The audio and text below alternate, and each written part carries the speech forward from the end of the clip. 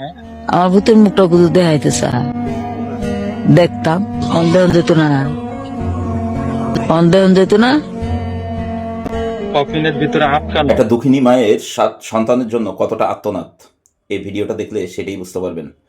প্রবাসে গেছে, দেখেন তাকে কফিনের ভিতরে করে নিয়ে আসছে। আমার ছেলের মুখটা কি একবারও দেখা যাবে না? একবারও দেখতে পারবো না?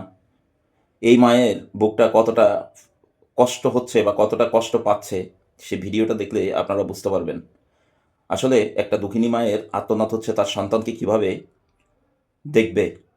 মৃত, কিন্তু তার মুখটা দেখার জন্য কতটা আর্তনাদ করতেছে। এটা হচ্ছে মা। মা এমনই হয়। মা নিঃস্বার্থ ভালোবাসা দেয়। নিঃস্বার্থ ভালোবাসা অন্য কারো কাছ থেকে পাবেন না, একমাত্র মায়ের থেকে পাবেন। মাকে দেখলে সেটাই বুঝতে পারবেন। যাদের মা আছে তারা মাকে যত্ন নেন, যাদের মা আছে তাদের মার সাথে খারাপ ব্যবহার, খারাপ আচরণ করবেন না। মা হচ্ছে মূল্যবান একটা সম্পদ। আমাদের সবথেকে মূল্যবান সম্পদ হচ্ছে আমাদের মা। মৃত্যুর পরে এই মায়ের পায়ের নিচে আমাদের বেহেশত নসিব হবে, যদি আল্লাহ তাআলা আমাদের কপালে রাখে। সে মাকে কেউ কষ্ট দিবেন না। আমরা হয়তো ছেলে সন্তানরা মাকে অনেক রকম কথা বলি, অনেক রকম বকাবকি করি, কিন্তু পরক্ষণে আপনি যদি আপনার মা না থাকে তাহলে বুঝতে পারবেন মায়ের যন্ত্রণাটা কী। ভিডিওটা আপনাদের মাঝে আমি শেয়ার করলাম, আপনারাও একটু শেয়ার করে সবাইকে দেখার সুযোগ করে দিবেন। আর প্রত্যেকটা ভাই বোনের কাছে একটাই অনুরোধ, যাদের মা বাবা বেঁচে আছে তারা তাদের সেবা যত্ন করেন, তাদের কাছ থেকে দোয়া নেন। মায়ের দোয়া, বাবার দোয়া, এটা বড় দোয়া। এটার থেকে আর কোনো দোয়া বড় হতে পারে না। যদি সেজদা করার অনুমতি থাকতো তাহলে মায়ের পায়ে সেজদা করা যেত।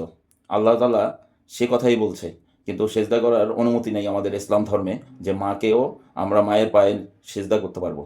সত্যি ভিডিওটা দেখার পরে মনটা খুবই খারাপ হয়ে গেল। কেননা প্রবাসে যায় ছেলে সন্তান ইনকাম করার জন্য, ফ্যামিলিকে ভালো রাখার জন্য। সেখানে আল্লাহ তাআলার ডাক যখন চলে আসে তখন সে জায়গায় মৃত্যুবরণ করতে হবে বা সে জায়গায় আমাদের মৃত্যু হবে। আপনি যেখানে আছি সেখানে আমাদের মৃত্যু অবধারিত। আমরা মানুষ হয়ে জন্মাইছি, মৃত্যু আমাদের হবেই। যত জীব আছে সবার মৃত্যু অবধারিত। যাওয়ার সময় হয়তোবা আমরা 3.5 হাত মাটি নিয়ে যেতে পারবো, তার থেকে বেশি কিছু পাবো না। সাদা কাপড় নিয়ে যেতে পারবো, তার থেকে বেশি কিছু পাবো না। কিন্তু আমরা এই দুনিয়াতে অনেক কিছু চিন্তাভাবনা করি, অনেক কিছু নিয়ে যাব, অনেক কিছু করে ফেলবো, বাড়ি গাড়ি করবো। আসলে বাড়ি গাড়ি আমাদের সাথে যাবে না, বাড়ি গাড়ি আমাদের সঙ্গে যাবে না। শুধুমাত্র যাবে একমাত্র দোয়া।